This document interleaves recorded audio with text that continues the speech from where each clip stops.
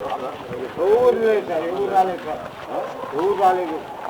వాళ్ళు ఇల్లు పడిపోతే ఏదో సహాయం చేస్తారంటే ఇల్లు పడిపోవాలన్నమాట. మాకు ఏమిచ్చారు మరి? ఏం లేదు సార్, ఎటువంటి ఆర్థిక సాయం లేదు, ఏం లేదు. మా కష్టం మాకు ఇదే తప్ప ఇంకేం లేదు మాకు.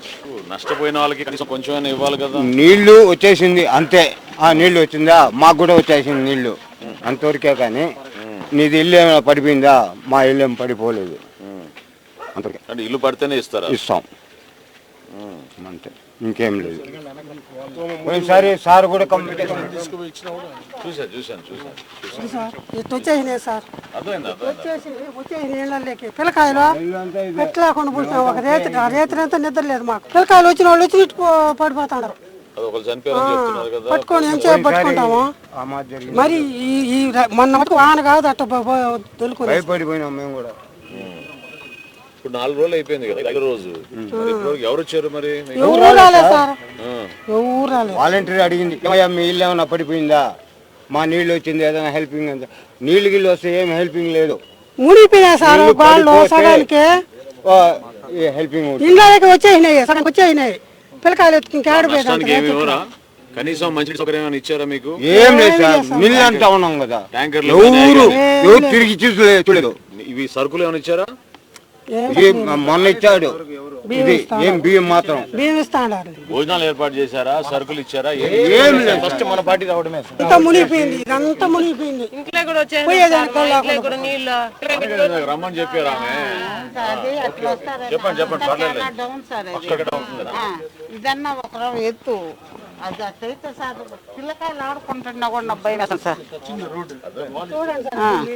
రండి సార్, ఒక్క అడుగు రండి సార్, ఏమనుకోబాకండి. రేత్రి మానంగా బాగా మాకు మా సంచోలు ఏం లేవు సార్.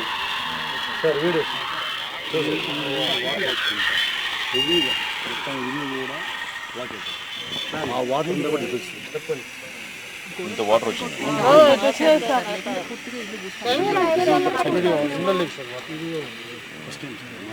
ఇంతవరకు లేదు, మేము చూడలేదు. ఇక్కడ వచ్చింది మాది అంటే ఇక్కడ ఏమంటే ప్లేస్ తక్కువ సార్, వరద ఎక్కువ. ఆ కాలం అనేది ఎక్స్టెన్షన్ చేసుకుంటున్నారు. లేదంటే కింద కుడికి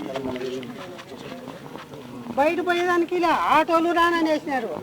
ఎట్ట కాకుండా కరెంటు పడిపోయినాం పిల్లల్ని పెట్టుకొని అలా ఎడ చేయాలి దేవుని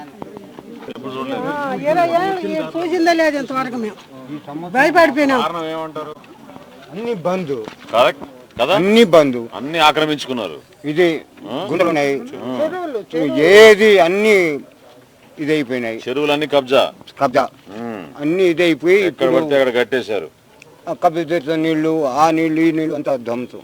ఎక్కడ డౌన్ ఉంటే అక్కడ వాళ్ళు నాశనం. మాదే అనేసి కాదు, పబ్లిక్ కంప్లీట్ అందరికి నష్టం. వాళ్ళు ఎట్లా అల్లాడుతూ ఉన్నారు. అకారంబులు అయితే చాలా మోసం అయిపోయింది మొన్న. అటువంటి పరిస్థితి ఎప్పుడు లేదు, మేము చూడలేదు సార్.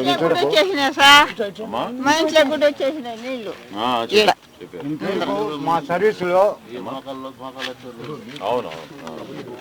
ఇదే మొదటి సార్ చూడడు. అదే చెరువులన్నీ ఆక్రమించుకున్నారు, వాటర్ పోయే దారి లేదు, అన్ని చోట్ల ఏదో రకరకాలుగా కట్టేశారు. బిల్డింగ్లు కట్టారు, అపార్ట్మెంట్లు కట్టారు, అన్ని పని కనపడుతుంది. తిరుపతి కార్పొరేషన్ నుంచి ఎవరైనా వచ్చారా? మా బాధ మేము పడి మేము పోతా ఉన్నామే కానీ ఎవరు ఇంట్లో టచ్ చేయలేదు. అదే చెప్పినానే, వాళ్ళకి అడిగింది మొన్న. సార్ కార్పొరేటర్ గా గెలిచారు కానీ ఇక్కడికి ఖచ్చితంగా ఒక సమస్య అంటూ ఒక సమస్య మీద వచ్చినోడు ఎవరు లేరు సార్. కార్పొరేటర్ వాళ్ళు ప్రోగ్రాములు చేసుకుంటారు, ఆ స్కూల్లో ఉంటారు, నేరుగా అటు నుంచే బయట అవుతారు సార్. ఇక్కడికి వచ్చి ఒక సమస్య అంటూ తొంగి చూసింది కూడా ఎవరు లేరు సార్. సమస్యను చెప్పుకునేదానికి వీళ్ళకి ఎవరు లేరు సార్. అదేమన్నా అంటే మేము యునామినస్ గా గెలిచినాం, మీ దగ్గరికి రాలేదు కదా అనేసి వాళ్ళ ధైర్యం సార్. వాళ్ళది దౌర్జన్యంగా చేసుకున్నాం కదా, మీరు మాకు ఓట్లు వేయలేదు కదా, మీరు అడిగేదానికి హక్కు లేదు సమస్య అనేది వాళ్ళ దౌర్జన్యం ఆ విధంగా ఉంది సార్. కాదు, కొంచెం లీగల్ గా సహాయం అందించండి. మనం ఆర్టీఐ ద్వారానో లేకపోతే మనం ఫస్ట్ కార్పొరేట్ ఎలక్షన్స్ అప్పుడు కూడా మేము చిన్న ఒక ఏజెంట్లు పెట్టుకోవాలని మేము తిరిగితే, మేము తిరిగితే మా మీద కూడా దాడులు చేసి మా మీద కూడా వాళ్ళు కేసు కూడా ప్రయత్నం చేసినారు సార్. వాళ్ళు ఇది ఏ డివిజన్ అవుతుంది? సార్ ఇది 6వ డివిజన్ సార్ తిరుపతికి. 6 వీళ్ళు జనసేన కూడా ఉన్నారు అని చెప్పి చాలా 8th కూడా. 8th వార్డు కూడా. అవి ఏం చేస్తే బాగుంటుంది మరి ఇప్పుడు ఇక్కడ మీరు ఎదుర్కొన్న సమస్యని? ఆ కాలం అంతా ఇక్కడ నీళ్ళు అదే కదా. అంతేకాదు ఏం కోరేది ఏం లేదు. ఇప్పుడు 10 మందికి హెల్పింగ్ భోజనాలు ఏర్పాటు ఏమైనా చేశారా? మళ్ళీ చెప్పు ఉండే విషయం చెప్పాను సార్. ఈ చుట్టుపక్కల చూసింది లేదు. భగవంతుడి దయ వల్ల ఒక రోజు పడిన వర్షము కంటిన్యూగా పడుంటే ఇది మొత్తం నీటి మునిగిపోయింది సార్. వాస్తవంగా డెమేజ్ అయిపోయి ఉంటుంది కంప్లీట్ గా. 50 ఇళ్ళకి వాలంటీర్ అన్నారు. ఆ రోజు పడిన రోజు వాలంటీర్ ఒక్కరు కూడా స్పందించలేదు సార్. అసలు వాలంటీర్ అనే వాళ్ళు ఫోన్ చేస్తే మా కార్పొరేటర్ చెప్తే చేస్తామేమో, మా సచివాలయం అధికారులు చెప్తే మేము చేస్తామన్నట్టుగా నిర్లక్ష్యం ధోరణి వ్యవహరిస్తున్నారు సార్ వాళ్ళు. కార్పొరేషన్ మున్సిపాలిటీ వాళ్ళు కూడా కార్పొరేటర్స్ ఏం చెప్తే అదే చేసి పరిస్థితున్నారు సార్. మేయర్ చెప్తే చేశారు. డిప్యూటీ మేయర్ ల్యాండ్ ఉంటే ఖాళీ ప్లేస్ లో కట్టుకోవాలని తప్ప కట్టిండు. వీళ్ళకి సాయం చేయాలి. రెండోది ఆ పిల్లోడు అన్నది వాస్తవం సార్. మేము యునానిమస్ గా గెలిచాం. మీరే ఓట్లేదా? మీకేం చేయాల్సిన అవసరం అదే సార్. అదే ఈ డివిజన్ మీద ముఖ్యంగా ఈ డివిజన్ మీద వాళ్ళు పట్టుపట్టింది అదే. మీరేం ఓట్ల గురించి కాదు కదా. ఇప్పుడు ప్రజలు ఇబ్బందుల్లో ఉన్నప్పుడు వాస్తవంగా ఏదో విధంగా ప్రభుత్వం అన్నాక ముందుకు రావాలి. స్థానికంగా మనందరం మనం పార్టీ ఏదైనా కూడా మనం ప్రజలకి ఉపయోగపడడానికే కదా మనం ఇక్కడికి వచ్చింది. లేదు ఇప్పుడు మమ్మల్ని ఇక్కడ పవన్ కళ్యాణ్ గారు పంపించారు. క్షేత్రస్థాయిలో ఒకసారి పర్యటించి వాస్తవాలంటూ తెలుసుకోమన్నారు. అర్థమైంది మాకు. ఉన్నారుగా మా వాళ్ళంతా, మా జన సైనికులంతా బలంగా ఉన్నారు. మీకు తప్పకుండా మీకు రేపు ఏర్పాటు చేస్తాం. పార్టీ నుంచి ఏదో మంచిగా ఇప్పుడు ఈ మెడికల్ క్యాంప్ కూడా ఏర్పాటు చేసింది దానికోసం. ఎందుకంటే ఇక్కడ ఆరోగ్య సమస్యలు ఎక్కువ ఉన్నాయని చెప్పారు డాక్టర్లు. సార్ ఈ వార్డులో సమస్య అంటే చొరవ చూపించేది ముఖ్యంగా సార్ వల్లే సార్. ఇక్కడ వచ్చే నాయకుడు ఎవరు లేరు సార్. వాళ్ళు ఓట్లప్పుడే వస్తారు భజన చేసుకునే దానికి. ఇక్కడ ఎవరు రారు సార్. ఓట్ల తర్వాత కనపడే నాయకుడు లేడు సార్ ఇక్కడ. లేదా మీకు ఎప్పుడు పార్టీ పరంగా ఖచ్చితంగా మీకు అండగా ఉంటాం. మీ ఏ మాత్రం మీరు భయం పెట్టుకోవాలి. భరోసా నింపడానికి పవన్ కళ్యాణ్ గారు పంపించారు. మీరు కూడా దయచేసి మీ సమస్యలు చెప్పండి. తప్పకుండా వాటి గురించి మనం ఎట్లా పరిష్కారం చేయగలం చేద్దాం. డైరెక్ట్ వెళ్ళిపోతాం సార్ సార్ దగ్గరికి. ఈసారి సార్ వచ్చారు కాబట్టి పని అయిపోద్ది. అందులో ఇంకో భయం పుట్టుకుంది సార్ ఉన్న వాళ్ళకి. 2వ తేదీ వరకు మళ్ళీ వచ్చే సందర్భాలు ఉన్నాయని చెప్పి మళ్ళీ ఇది ఎక్కడ ముప్పు వాటి వాళ్ళ ఇంట్లో నుంచి బయలుదేరాలని ఒక అభద్రతా భావం ఇక్కడ ఉన్న వాళ్ళకి చాలా మందికి ఉంది సార్. 2వ తేదీ వరకు మనకి వాతావరణ శాఖ వాళ్ళు ఇచ్చినటువంటి సూచన ప్రకారం జాగ్రత్తగా ఉండండి. 2వ విడతలో పవన్ కళ్యాణ్ గారే వస్తారు. వచ్చి ఖచ్చితంగా ప్రభుత్వాన్ని నిలదీస్తాం. మీకు సరైన రీతిలో మీకు స్పందించాలి. మీకు అన్ని విధాలుగా ఆర్థిక సహాయం కూడా అందించాలి ప్రభుత్వం. దానికోసమే డిమాండ్ చేస్తున్నాం పార్టీ నుంచి. తప్పకుండా ఈ ప్రాంతంలో పర్యటించడమే కాకుండా మీకు మనోడి ద్వారా మీకు సహాయం అందిస్తాం కదా. తప్పకుండా మేము చేయగలిగింది తప్పకుండా మేము చేస్తాం.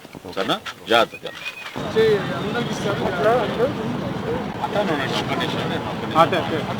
అంటే ఉండండి.